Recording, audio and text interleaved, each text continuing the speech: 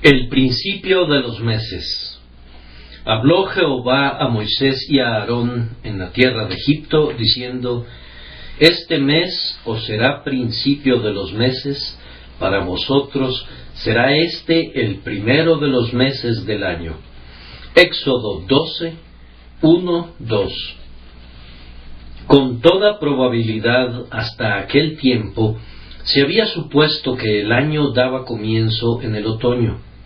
La gente se ha preguntado en cuál estación del año creó Dios al hombre, y muchos han decidido que debe haber sido en el otoño, de tal forma que cuando Adán fuera puesto en el huerto, pudiese encontrar de inmediato frutos maduros y listos para su consumo. No parecía probable que Adán comenzara su carrera cuando todos los frutos estuvieran todavía verdes e inmaduros.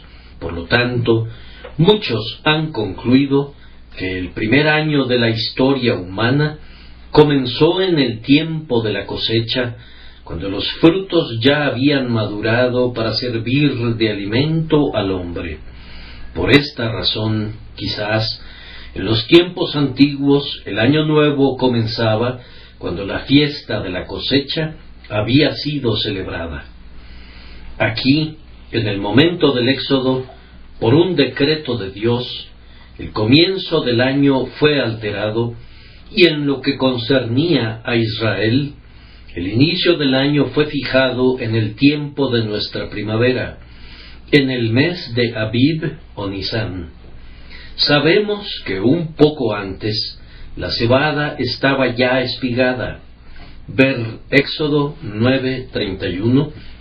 Y en el día de reposo, después de la Pascua, el fruto de la tierra estaba tan desarrollado que fueron ofrecidos los primeros frutos, y una gavilla de cebada nueva fue mecida delante del Señor.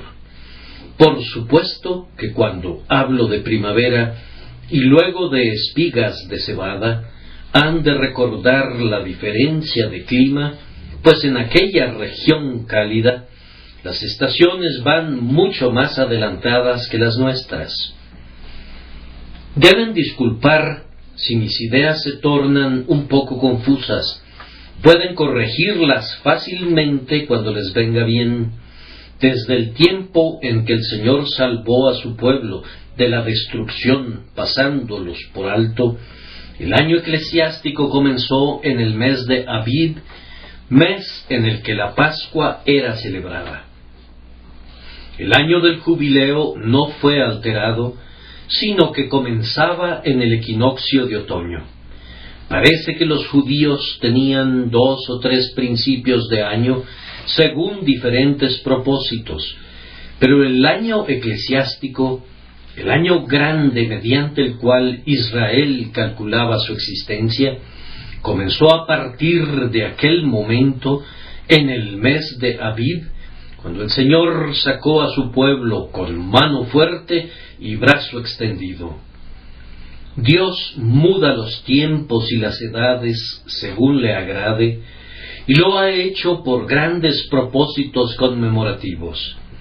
El cambio del día de reposo ocurre de la misma manera, pues siendo así que el día de descanso era anteriormente el 7º día, ahora está asociado con el día del Señor, que es el primer día de la semana. Como dice Herbert, Él desquició al día y colocó al día de reposo sobre goznes de oro al consagrar el día de su resurrección. Dios muda de igual manera los tiempos y las edades para cada hombre cuando trata con él de manera de gracia, pues todas las cosas son renovadas en su interior y, por tanto, comienza una nueva cronología. Algunos de nosotros solíamos pensar que nuestros cumpleaños caían en un cierto día del año, pero ahora, con mucho mayor deleite, consideramos otro día como nuestro verdadero cumpleaños, pues en ese segundo natalicio comenzamos a vivir verdaderamente.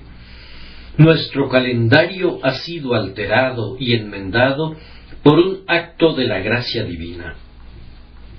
Esta mañana quiero presentar a su mente este hecho, que, así como el pueblo de Israel, cuando Dios le dio la Pascua, tuvo un cambio integral y una modificación completa de todas sus fechas, y principió su año en un día completamente diferente, así también, cuando Dios da de comer a su pueblo la Pascua espiritual, ocurre un cambio muy sorprendente en su cronología. Los hombres y las mujeres que son salvos datan del alba de su verdadera vida, no de su primer cumpleaños, sino del día en el que nacieron de nuevo por el Espíritu de Dios y entraron en el conocimiento y el goce de las cosas espirituales. La Pascua, como todos nosotros lo sabemos, es un tipo de la grandiosa obra de nuestra redención efectuada por la sangre de Jesús y representa su aplicación personal en cada creyente. Cuando percibimos el acto del Señor de pasarnos por alto gracias al sacrificio expiatorio de Cristo, es entonces cuando comenzamos a vivir y partiendo de ese día, fechamos todos los futuros eventos. Así que, en primer lugar, esta mañana vamos a describir el acontecimiento. En segundo lugar, mencionaremos las variedades de su recurrencia y en tercer lugar, consideraremos bajo qué luz la fecha de este grandioso acontecimiento ha de ser considerada de acuerdo a las leyes del Señor. Primero, entonces, vamos a describir este notable acontecimiento que se ubicaría a la cabeza del año judío y, en verdad, al principio de toda la cronología israelita. Primero, este acontecimiento fue un acto de salvación por sangre. Ustedes saben cómo los ancianos y jefes de familia, cada uno de ellos, tomaban un cordero y lo encerraban para examinarlo cuidadosamente. Habiendo escogido un cordero sin defecto, en la plenitud de su vida, lo mantenían aislado como una criatura separada y apartada, y después de 4 días lo sacrificaban y recogían su sangre en un lebrillo. Después de haber hecho esto, tomaban un hisopo y lo mojaban en la sangre, y con él rociaban y untaban el dintel y los 2 postes de sus casas. Mediante esto, las casas de Israel fueron preservadas en aquella oscura y terrible noche, cuando el ángel vengador recorrió presuroso con la espada desenvainada cada calle del dominio del faraón e hirió a los primogénitos de toda la tierra, tanto de hombres como de animales. Podrán recordar, queridos amigos, aquel tiempo en que ustedes mismos percibían que la venganza de Dios había salido en contra del pecado. Incluso pueden recordar ahora su terror y su temblor. Muchos de nosotros nunca podremos olvidar el tiempo memorable cuando descubrimos por primera vez que había un camino de liberación ante la ira de Dios. La memoria puede despojarse de todo lo demás que está almacenado en su frágil depósito, pero este hecho está tatuado en las palmas de sus manos. En el tipo descrito por Moisés, tenemos ante nosotros el modo de nuestra liberación. El ángel no podía ser reprimido, su ala no podía ser atada y su espada no podía ser envainada. Debía seguir adelante y debía herir. Tenía que herirnos a nosotros junto a todos los demás y no podía haber ninguna parcialidad. El alma que pecare, esa morirá. Pero ¿recuerdan cuando descubrieron el nuevo procedimiento de Dios, su bendita ordenanza mediante la cual, sin abrogar la ley destructora, Él introdujo una gloriosa cláusula salvadora por medio de la cual fuimos librados? La cláusula era esta: que si alguien más pudiese ser encontrado que pudiera y quisiera sufrir en lugar nuestro, y si pudiese haber una clara evidencia de que esa fianza sufriría de esta manera, entonces la contemplación de esa evidencia sería suficiente para nuestra liberación. ¿Recuerdan el gozo que experimentaron ante tal descubrimiento? Pues, si así fuese, ¿podrían compartir los sentimientos de los israelitas cuando entendieron que Dios aceptaría un cordero sin defecto en lugar de sus primogénitos? Y si la sangre era expuesta sobre los postes como la clara evidencia de que un sacrificio había sido inmolado y un sustituto había sufrido, entonces el ángel sabría que en esa casa su obra había sido hecha y por tanto podía pasar por alto esa habitación. El vengador exigía una vida, pero la vida ya estaba pagada, pues había una marca de sangre que así lo demostraba, y el exactor podía proseguir su camino. Era la noche de la Pascua de Dios, no por causa de que la ejecución de la venganza hubiere sido dejada sin ejecución en las casas pasadas por alto, sino por la razón opuesta, porque en esos hogares el golpe mortal ya había sido propinado y la víctima había muerto, y como el castigo no podía ser exigido 2 veces, esa familia quedaba en libertad. Yo no sé si hay alguna verdad en lo expresado por un corresponsal que establece que en cualquier lugar de la tierra en el que caiga un rayo, no vuelve a caer otra vez allí. Pero si es así o no, lo cierto es que doquiera que el rayo de la venganza de Dios hubiere golpeado una vez al sustituto del pecador, no golpeará al pecador. La mejor salvaguarda para la casa del israelita era esta: la venganza ya había golpeado allí y no podía golpear de nuevo. Allí estaba la marca del seguro, el reguero de sangre. La muerte había estado allí, y aunque hubiese caído sobre un cordero indefenso, había correspondido a una víctima seleccionada por el propio Dios, y en su estimación había caído sobre Cristo, el cordero inmolado desde antes de la fundación del mundo. Debido a que las exigencias de la retribución habían sido plenamente cumplidas, ya no había ninguna exigencia adicional, e Israel estaba seguro. Esta es mi eterna confianza, y aquí está el dulce himno de mi alma. Si tú has alcanzado mi exoneración, y voluntariamente en mi lugar soportaste toda la ira divina, Dios no puede exigir el mismo pago 2 veces, primero de mano de mi fianza desangrada y luego de la mía.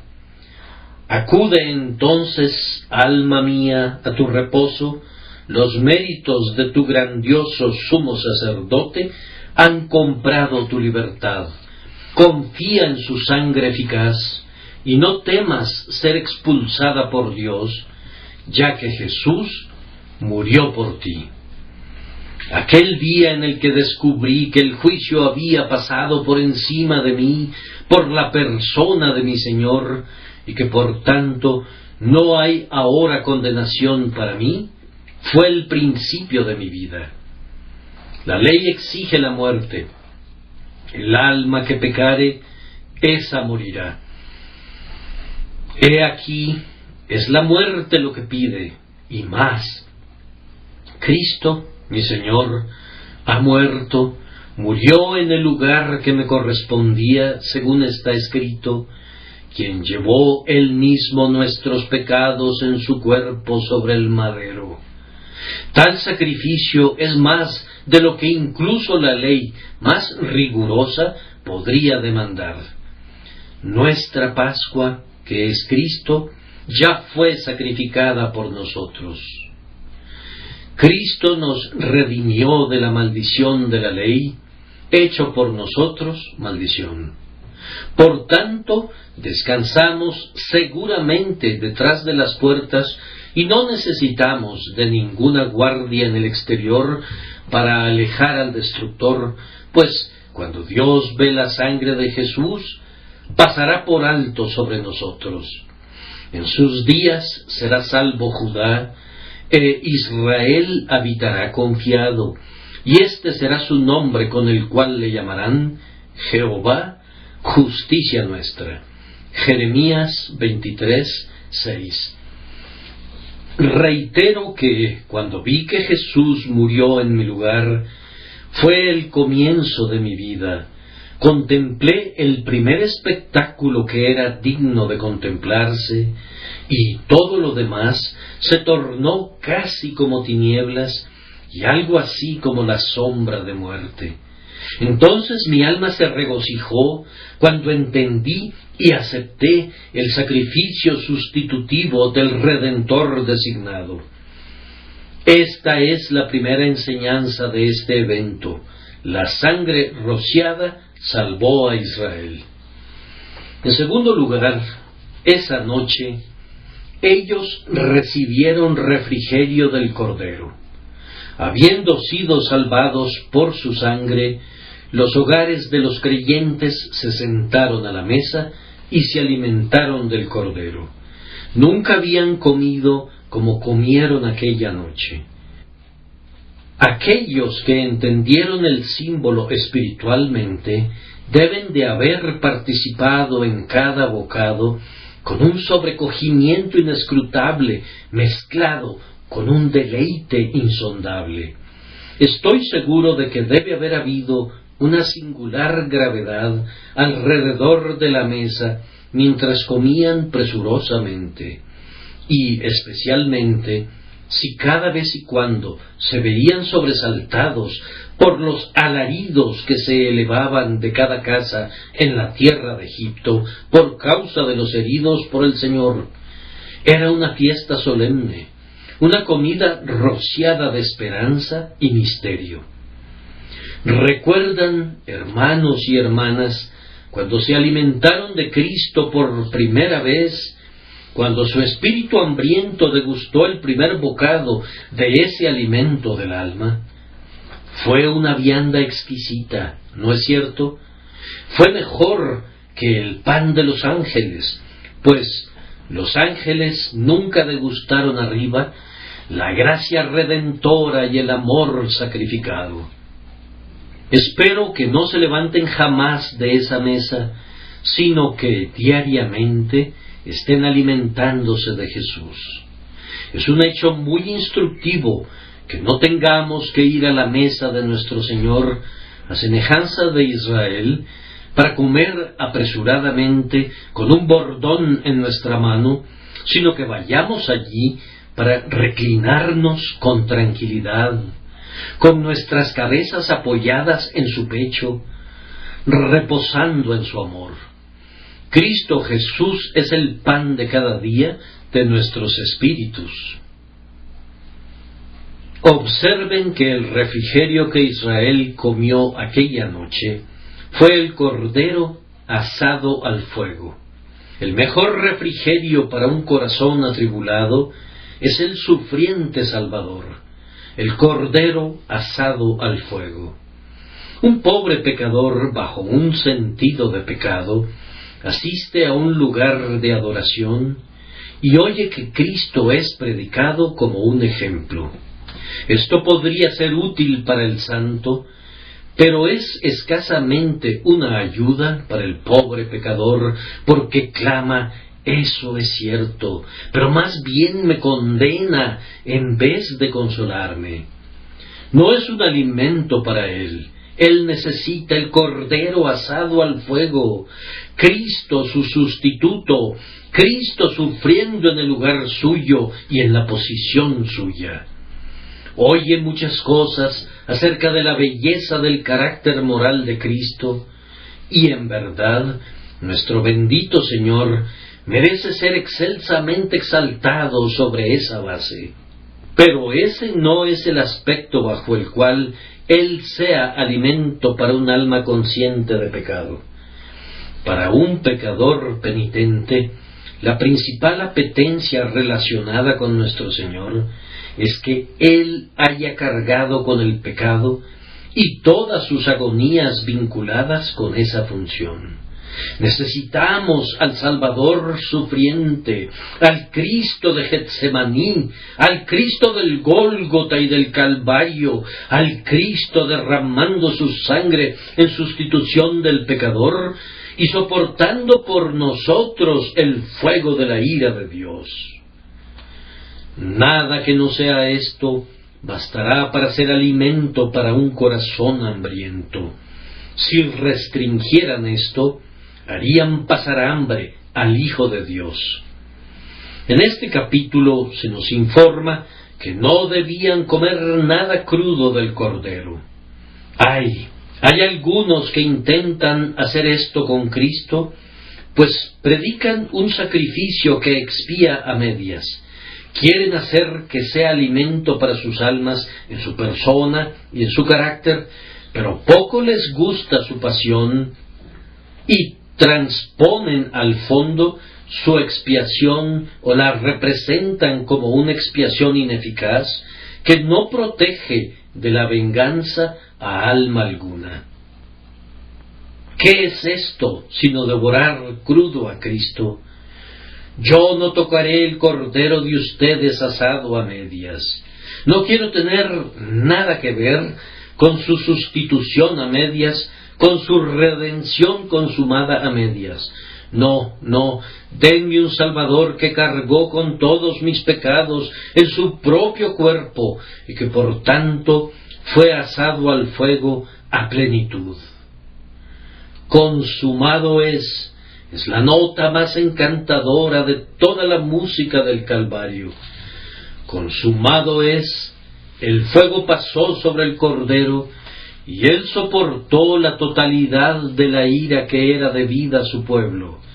Este es el platillo real del festín del amor.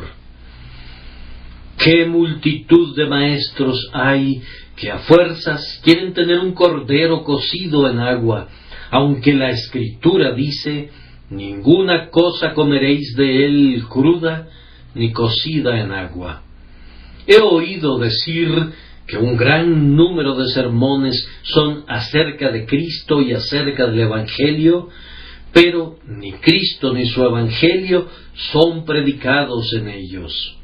Si es así, los predicadores presentan al Cordero cocido en el agua de sus propios pensamientos y especulaciones y nociones. Ahora, lo malo de este proceso de cocimiento es que el agua despoja mucha... Ahora, lo malo de este proceso de cocimiento es que el agua despoja de mucha sustancia al alimento. Los discursos filosóficos sobre el Señor Jesús quitan mucho de la esencia y de la virtud de su persona, de sus oficios, de su obra y de su gloria. La sustancia real y el nutrimento vital de su gloriosa palabra son sustraídos por interpretaciones que no explican, sino que diluyen. ¿Cuántas personas cuecen en agua el alma del Evangelio por causa de su sabiduría carnal? Y lo que es peor todavía, cuando la carne es cocida en agua, no se trata solamente de que la carne entre en el agua, sino que el agua entra en la carne, y así, Cualquier verdad que estos cocedores del Evangelio nos entregan está cocida en agua mezclada con error, y ustedes reciben de ellos platillos constituidos en parte por la verdad de Dios y en parte por las imaginaciones de los hombres. Oímos en alguna cierta medida un sólido evangelio y en una proporción mayor oímos un mero razonamiento diluido. Cuando ciertos teólogos predican la expiación, no hablan de la sustitución pura y simple. Uno difícilmente sabe qué puede hacer. Su expiación no es el sacrificio vicario, sino una representación de algo que les toma mucho tiempo definir. Tienen una teoría que es semejante a los vestigios de un alimento después de meses de cocimiento, del que sólo quedan tendones y fibras. Son probados todo tipo de esquemas para extraer la médula y la grosura de la grandiosa doctrina de la sustitución que sustenta al alma, que a mi juicio es la verdad más preciosa que pudiese ofrecerse jamás como alimento de las almas. No puedo comprender por qué tantos teólogos tienen miedo del derramamiento de sangre para la remisión de los pecados y necesitan diluir la más importante de todas las verdades de la revelación. No, así como el tipo sólo podía ser válido cuando el cordero era asado al fuego, de igual manera el Evangelio no es verdaderamente proclamado a menos que describamos a nuestro Señor Jesús en sus sufrimientos por su pueblo, y esos sufrimientos fueron experimentados en el lugar, posición y condición de los pecadores, presentando absoluta y literalmente una sustitución por ellos. Yo no acepto ninguna dilución. Es una sustitución. Llevó Él mismo nuestros pecados. Fue hecho pecado por nosotros.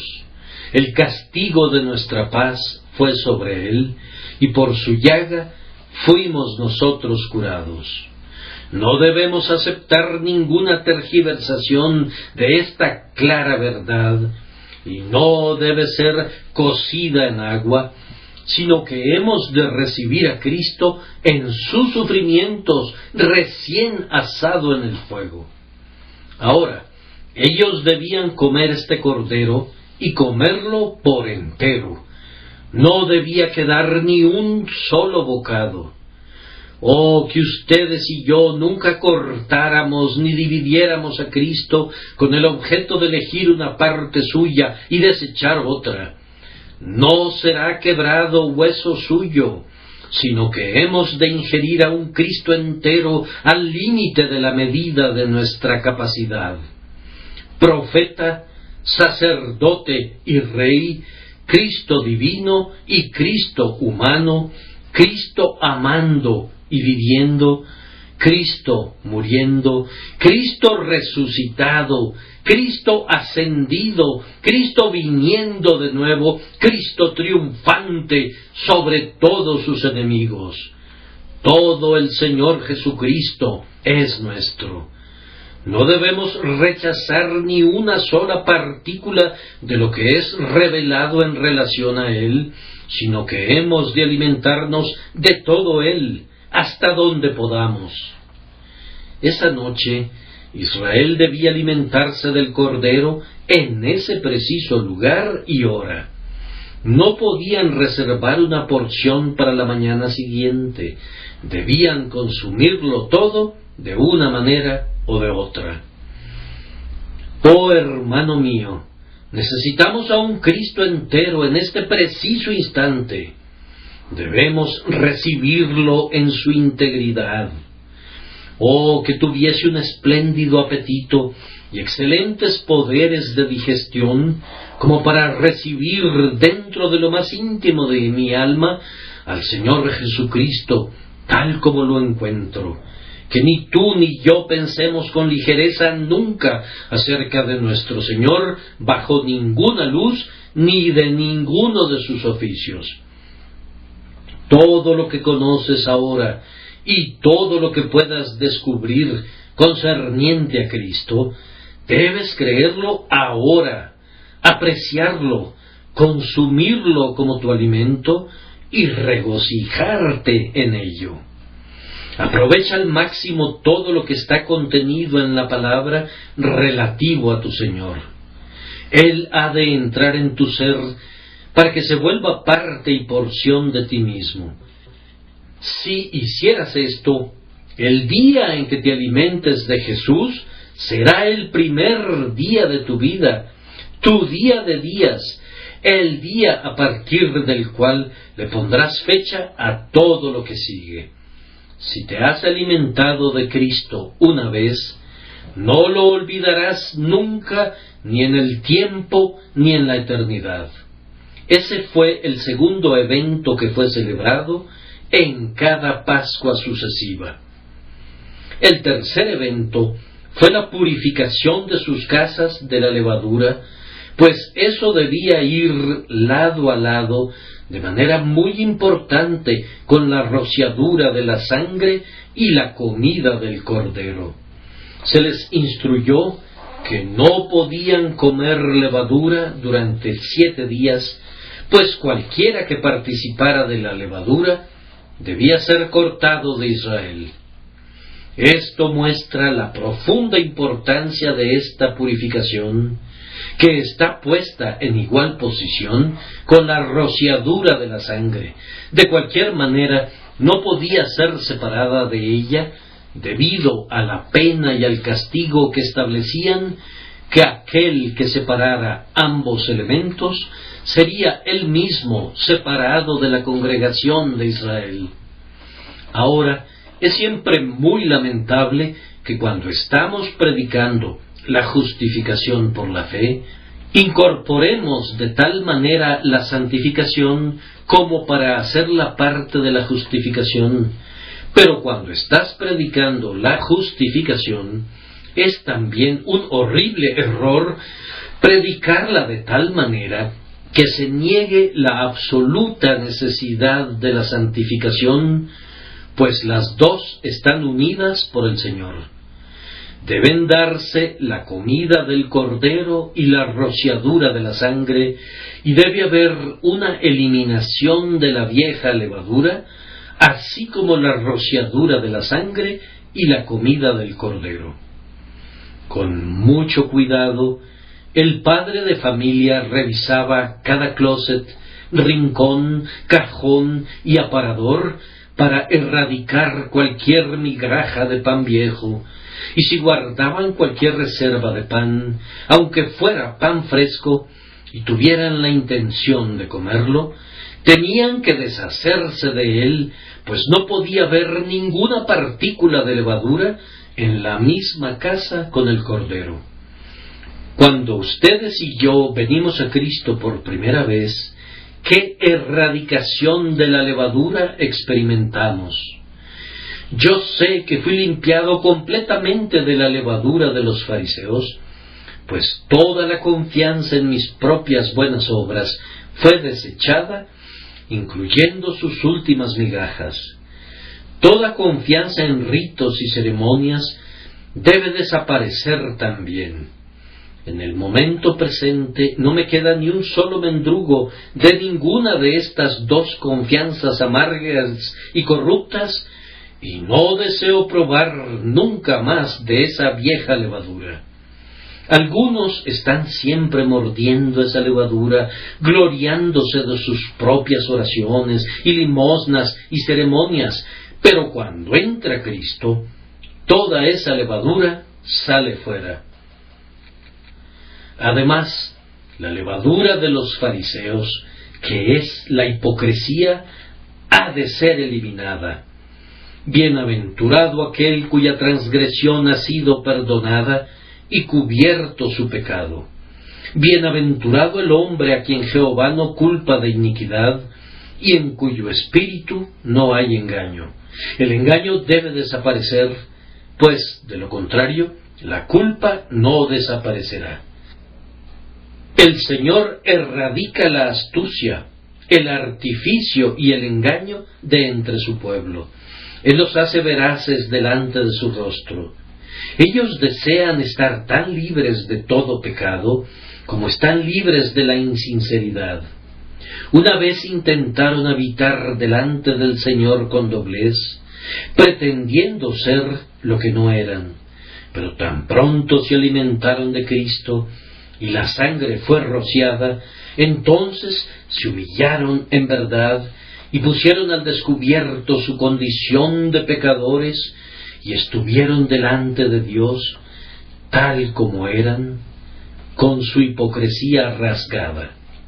Cristo no ha salvado al hombre que confía todavía en su falsedad. No puedes alimentarte de Cristo y al mismo tiempo sostener en tu diestra una mentira por la vana autoconfianza o por amor al pecado. El ego y el pecado deben partir. Pero, oh, qué día cuando la vieja levadura es desechada. Nunca habremos de olvidarlo. Este mes es el principio de los meses, es el primer mes del año para nosotros, cuando el espíritu de la verdad nos purifica del espíritu de falsedad. No hemos de olvidar un cuarto punto en cuanto a la Pascua. En la noche de la Pascua sobrevino, como resultado de todo lo anterior, una liberación portentosa, gloriosa y poderosa.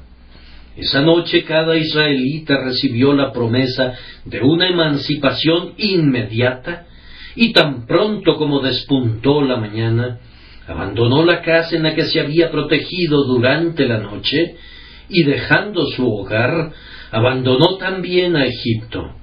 Dejó atrás para siempre los hornos de hacer ladrillos, limpió por última vez sus manos de toda la arcilla que las cubría, miró al yugo que solía portar cuando trabajaba en medio del barro y dijo: «He terminado con ustedes».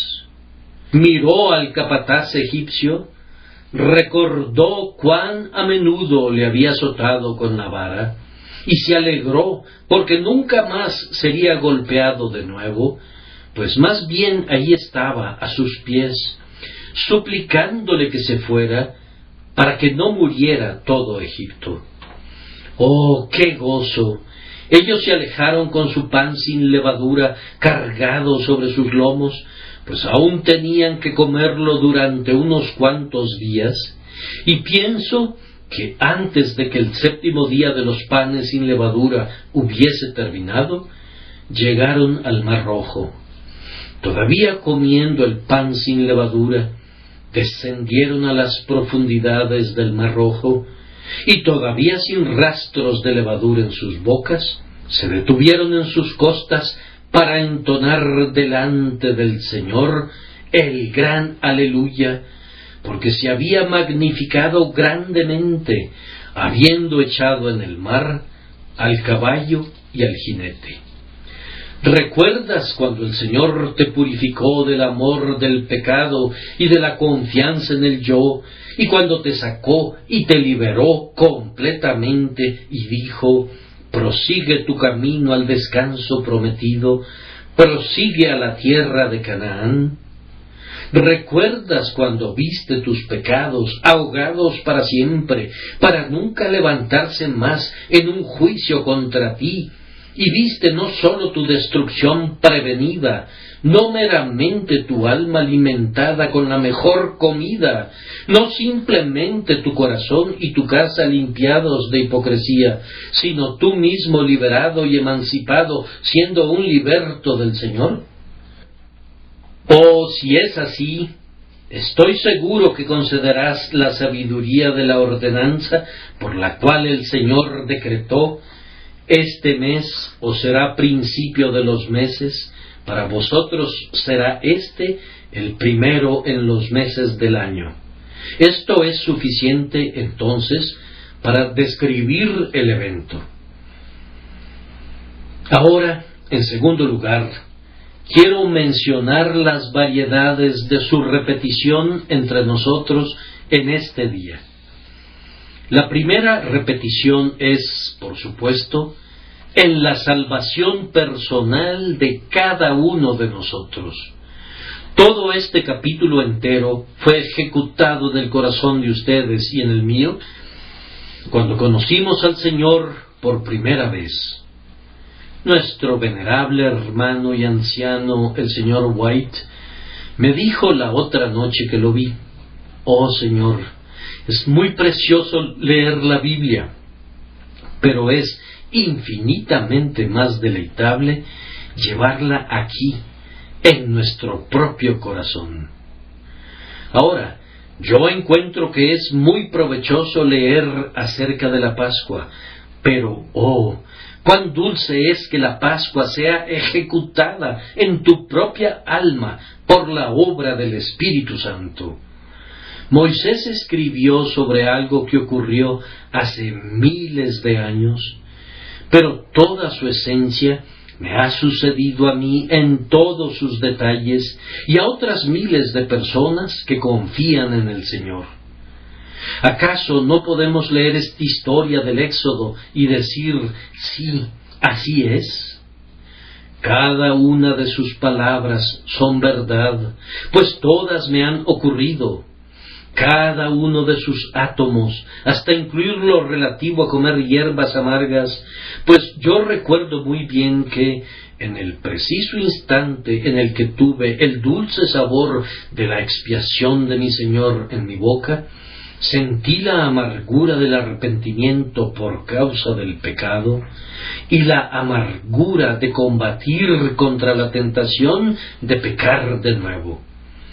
Incluso los más mínimos detalles de ese festival típico son todos correctos, como lo saben los miles que han participado en su antitipo. Este registro de la Pascua no es una historia de tiempos pasados únicamente, es el registro de su vida y de la mía. Espero que lo sea.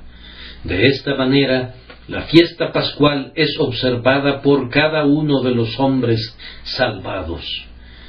Pero, además, ocurre de nuevo en un cierto sentido cuando la casa del hombre es salvada. Recuerden que este era un asunto familiar.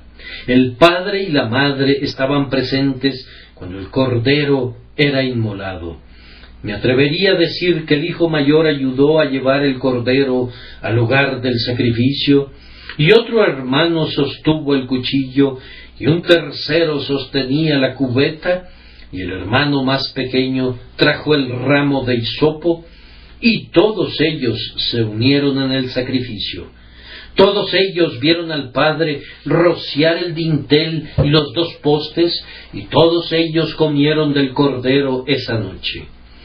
Todo aquel que se encontraba en la casa, todos los que eran realmente parte de la familia, participaron de la comida.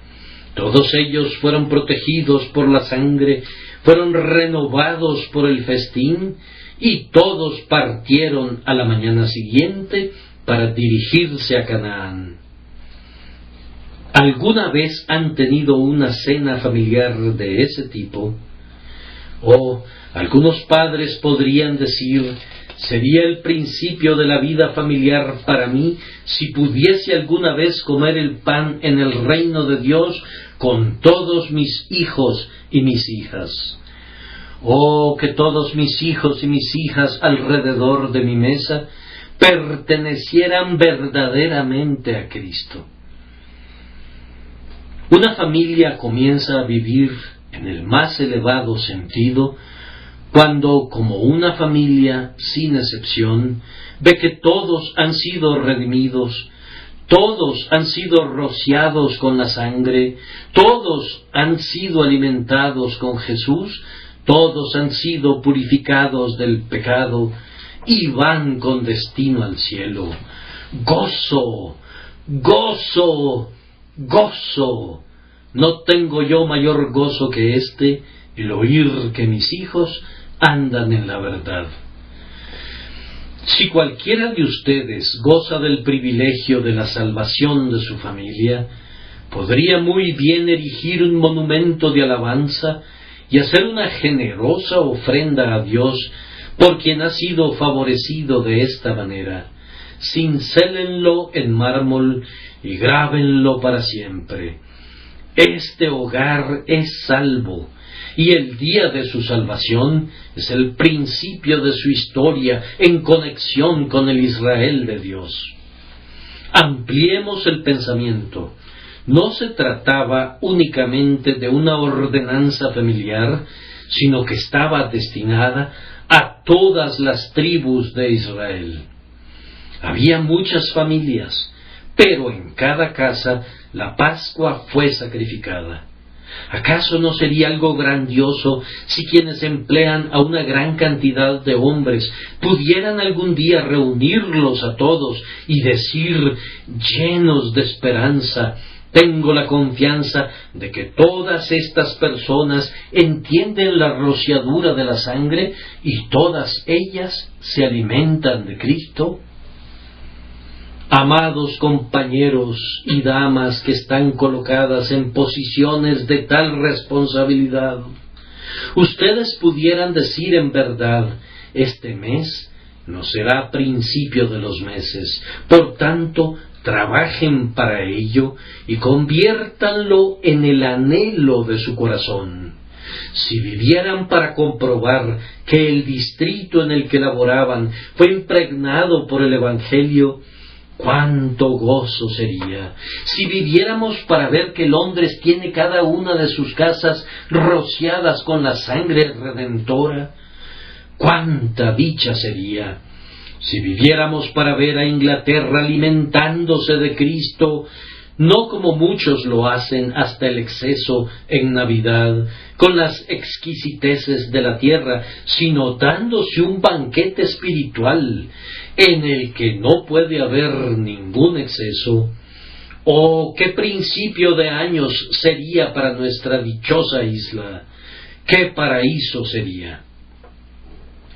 Si lo mismo ocurriera con Francia, si sucediese lo mismo en cualquier otro país, ¿qué día sería para ser recordado?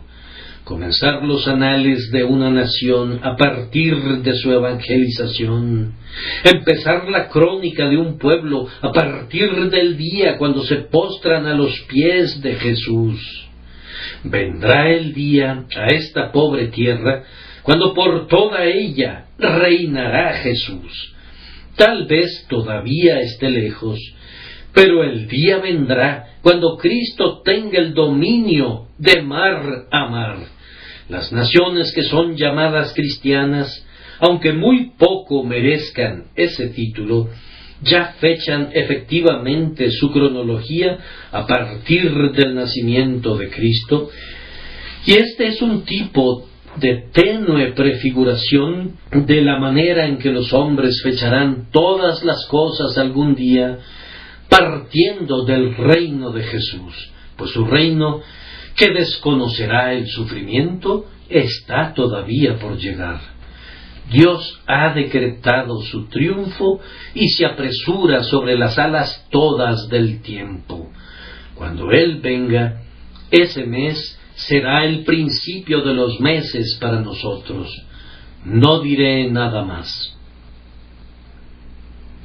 Y ahora, en último lugar, procedo a mostrar bajo qué luz ha de ser considerada esta fecha, si es que nos ha ocurrido en los sentidos que he mencionado. Primordialmente, si ha sucedido personalmente en el primer sentido para nosotros, ¿qué pasa entonces? Bien, primero, el día en que conocimos por primera vez al Salvador como el Cordero Pascual, debería ser siempre el día más honorable que hubiere alboreado entre nosotros. Los israelitas colocaron el mes de Abib en un primer rango porque era el mes de la Pascua. Escriban la fecha en la que conocieron al Señor, el día más importante, la hora más noble que hubieren conocido jamás.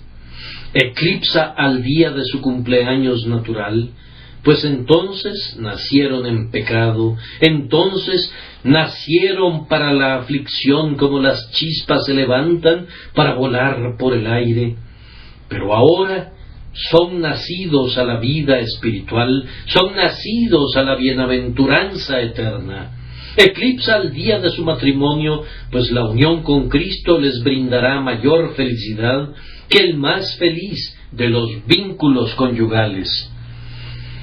Si han conocido alguna vez algún día en el que recibieron las honras del Estado, u obtuvieron una distinción académica, o alcanzaron una posición en la sociedad, o alcanzaron una mayor riqueza, todas estas cosas no fueron sino días difusos, nublados y brumosos, comparados con esta mañana sin nubes.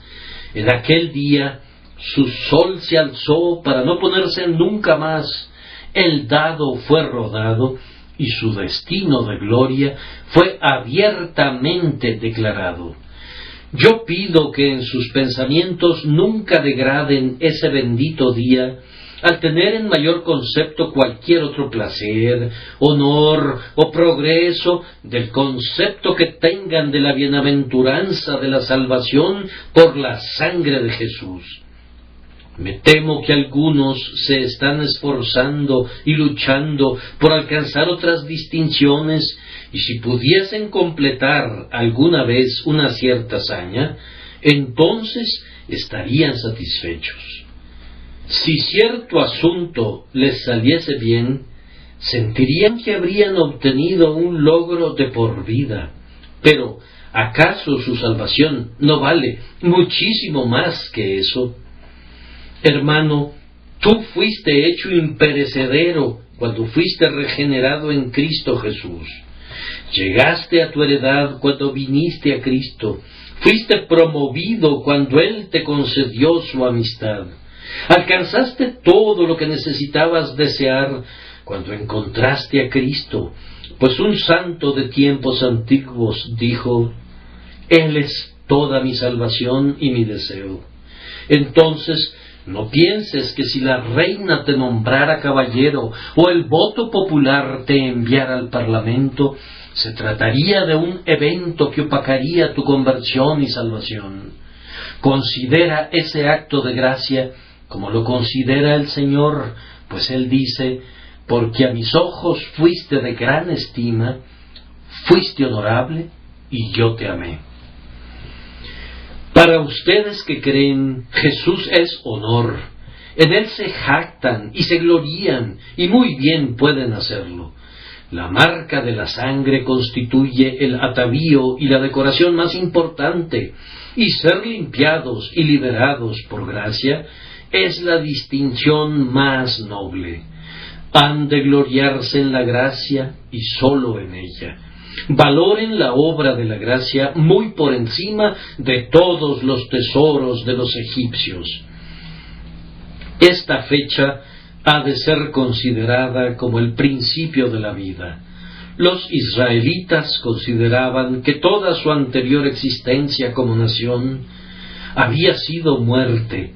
Los hornos de ladrillos, tener que estar echados entre los tiestos, tener que mezclarse con idólatras, tener que oír un idioma que no entendían, veían toda la experiencia egipcia como muerte, y el mes que puso término a eso fue para ellos el principio de los meses. Por otro lado, ellos consideraron que todo lo que siguió constituyó su vida. La Pascua fue el principio y únicamente el principio. Un comienzo implica que algo le seguirá. Ahora, entonces, hombres cristianos, siempre que hablen de su existencia antes de la conversión, háganlo con pudor, como alguien resucitado de los muertos hablaría del osario y del gusano de la corrupción. Me duele mucho cuando oigo o leo acerca de gente que puede ponerse de pie y hablar acerca de lo que solían hacer antes de ser convertidos, en gran medida de la manera que el viejo marino habla de sus viajes y tormentas. No, no, deben estar avergonzados de los deseos que antes tenían cuando estaban en su ignorancia, y si hablan de ellos para alabanza y gloria de Cristo, hablen con aliento entrecortado y lágrimas y suspiros. Es mejor dejar en el silencio a la muerte, a la putrefacción y a la corrupción, o, si demandan una voz, ésta ha de ser tan solemne y fúnebre como los dobles de las campanas que tocan a difuntos. La historia de su pecado ha de ser contada de tal manera que muestre que ustedes desearían que nunca hubiese sido verdad. La conversión ha de ser el entierro de la vieja existencia, y en cuanto a lo que sigue después, asegúrense de convertirlo en vida real, digna de la gracia que los ha vivificado. Supongan que esos israelitas se hubieran quedado holgazaneando en Egipto. Supongan que uno de ellos hubiese dicho: bien, no terminé mi hornada de ladrillos, no puedo irme en este instante, quisiera ver que los ladrillos queden completamente cocidos y preparados para la pirámide. ¡Cuán necio hubiese sido! No, ellos abandonaron de inmediato los ladrillos y la arcilla y el material, y dejaron que Egipto se encargara de todo eso. Ahora, Hijo de Dios, renuncia a los caminos del pecado con determinación, abandona el mundo, abandona sus placeres, abandona sus afanes y apresúrate a acudir a Jesús y su liderazgo. Ahora eres el liberto del Señor. ¿Acaso será rociada la sangre inútilmente? ¿Acaso será comido el cordero y eso no significará nada? ¿Acaso será purificado en vano el pan con levadura? ¿Acaso será atravesado el mar rojo y morirán ahogados los egipcios y permanecerás siendo un esclavo? Ese pensamiento es repugnante. Esa fue la perversidad de los israelitas, que todavía sentían un antojo por los puerros y los ajos de Egipto. Esas cosas de olores penetrantes habían impregnado sus vestidos, y es difícil erradicar tales viles olores de los propios vestidos. ¡Ay, qué terrible que el ajo de los egipcios se impregne en nosotros y que su olor no sea siempre tan abominable para nosotros como debería serlo! Además, deseaban con vehemencia el pescado que comían en abundancia en Egipto, aunque fuera un pescado contaminado. Había mejor pesca para ellos en el Jordán y en Genesaret y en el Mar Grande, si proseguían su camino, y había hierbas más exquisitas en los montes de Canaán, de las que jamás crecieron en el cieno de Egipto. Por causa de este vivo deseo perverso, fueron mantenidos errantes durante 40 años en el desierto.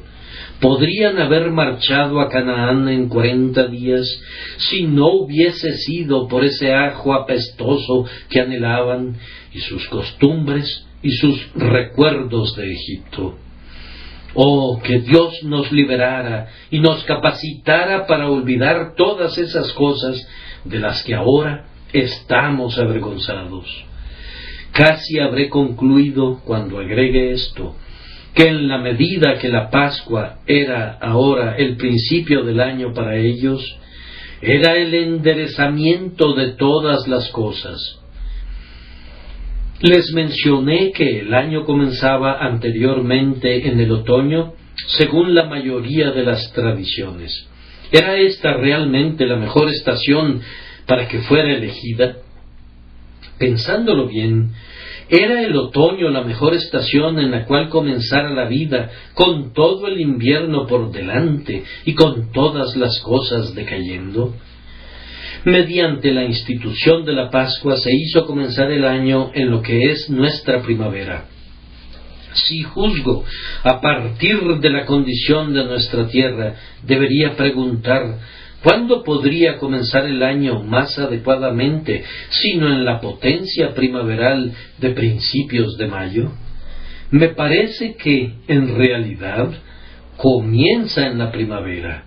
No veo que el año comience naturalmente hoy, aunque lo hace así arbitrariamente. Nos encontramos más o menos a mitad del invierno y el año todavía permanece muerto. Cuando los pájaros cantan y las flores brotan en sus lechos de tierra, entonces comienza el año. Me parece una extraña suposición que nuestros primeros padres comenzaran la vida en el otoño, en medio de largas noches y fuerzas en declive.